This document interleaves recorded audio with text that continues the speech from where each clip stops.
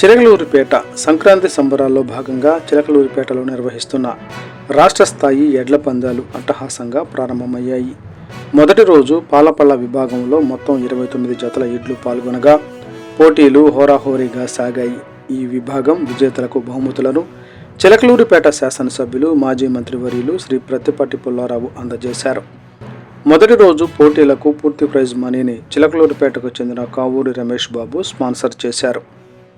విజేతల వివరాలు: పాలపళ్ళ విభాగం ప్రథమ బహుమతి 25,000, యజమాని కన్యదార రామ్ తేజ చౌదరి, పెదకూరపాడు.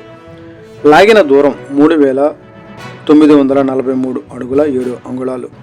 ద్వితీయ బహుమతి 20,000, యజమాని తల్లపనేని సుధీర్, బయ్యారం అండ్ జే పంగులూరు. లాగిన దూరం 3,900 అడుగులు. తృతీయ బహుమతి 18,000, యజమాని డాక్టర్ కాకాని తృతీయ బహుమతి 18,000, యజమాని డాక్టర్ కాకాని వెంకట సురేంద్ర, వినుకొండ. లాగిన దూరం 3,873 అడుగుల 9 అంగుళాలు.